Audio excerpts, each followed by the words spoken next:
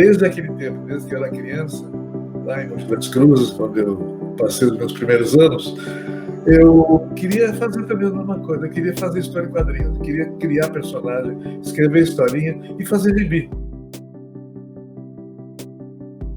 Olha, eu acho, sem querer brincar, longevidade se explica pelo fato de eu estar aqui ainda, cuidando das coisas, acompanhando a produção. O estudo mantém a filosofia que, desde o início, norteou as nossas produções.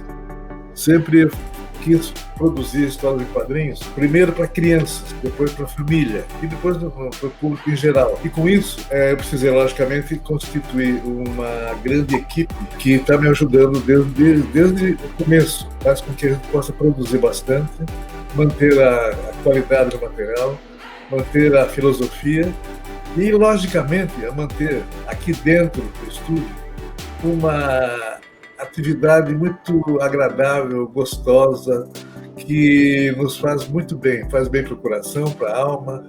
Eu queria fazer história em quadrinhos, porque eu comecei a ler, aprendi a ler no gibi. Primeiro a mamãe contava as histórias, lia para mim, e depois ela me ensinou a ler com a cartilha gibi também. E daí eu comecei a ler e nunca mais parei, só que eu não queria só ler.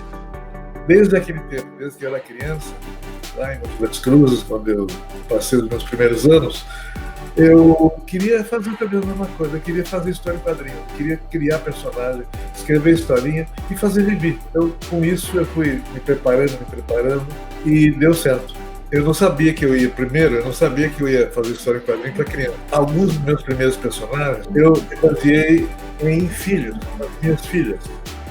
Mas isso porque eu trabalhava em casa, eu via a criançadinha lá do meu lado, brincando, brigando, comendo melancia, levando um coelho, arrastando um coelho pela casa da Mônica, era menininha.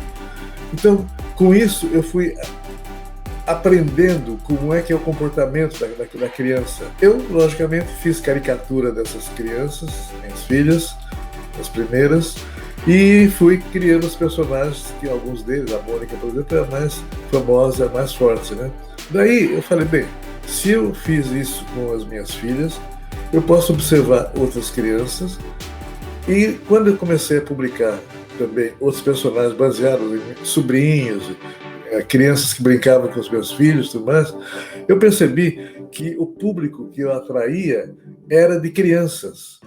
Então, eu passei a ser um escritor ou um desenhista para crianças.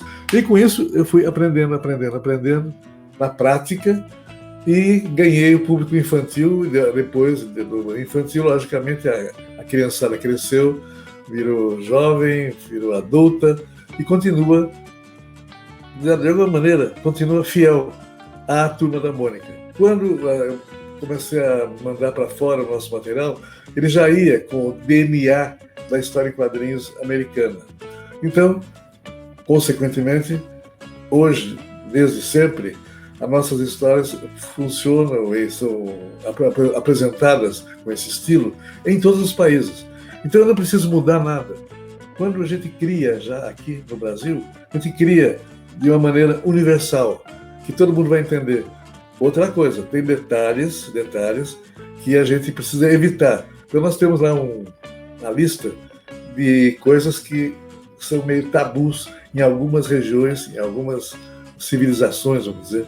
Por exemplo, detalhezinhos. Nos países muçulmanos, a Mônica e a Magali foram mandadas as histórias, eu tinha me distraído, elas estavam numa piscina tomando banho de biquíni. Daí o pessoal, a editora do país muçulmano, foi Indonésia. Pediram, olha, não dá para fazer com que elas tomem banho na piscina. Desde aquele tempo, desde que eu era criança, lá em Mogi das Cruzes, quando eu passei os meus primeiros anos, eu queria fazer também a mesma coisa. Eu queria fazer história em quadrinhos, eu queria criar personagem, escrever historinha e fazer gibi. Agora pretinho, inteiriço e tudo mais, e agora nós temos esse cuidado. Então, essas pequenas coisas não mudam a história, não mudam o enredo, não alteram o desenvolvimento de qualquer história nossa. Então, está relativamente fácil, no nosso caso, está relativamente fácil fazer histórias universais. Eu cheguei tarde com os personagens com algum tipo de deficiência. Eu distraí e no início não tínhamos esses personagens. Daí, em certo momento, eu falei, puxa vida, mas eu, quando era criança, eu tinha amiguinhos que tinham problemas físicos, alguns não enxergavam, alguns usavam muleta, alguns estavam em cadeira de rodas, mas por que a Turma da Mônica está distante de uma realidade que está aí, ao alcance dos olhos, né? Daí, então, eu fui estudando os tipos de deficiência que eu podia usar para criar novos personagens. Então, vamos, menino cadeirante. Como é que eu vou fazer a história de um menino cadeirante se eu não tenho cultura? Eu, particularmente, não tenho cultura. Daí eu fui buscar informações nos cadeirantes. Eu escolhi os atletas, os paralímpicos, que fazem jogadas maravilhosas nas cadeiras de roda, nos torneios internacionais. E chamei para o estúdio e comecei a conversar com eles. Nossa, fiquei maravilhado com a garra, com a vontade de viver e de realizar e de fazer alguma coisa para si, para os outros que eles têm, e o bom humor. Mas daí tinha mais. Daí, e outros problemas que há físicos para outras crianças. De que jeito? Tem autista, tem síndrome de Down, tudo mais. Então, tem coisas maravilhosas acontecendo, às vezes, com o auxílio da Turma da Mônica. É um tipo de comunicação que pode estar no papel, pode estar na tela, pode estar no cinema, pode estar na animação também, mas eu não acho que haja maiores problemas. Nós temos que utilizar as plataformas que há para a gente trabalhar com o nosso material.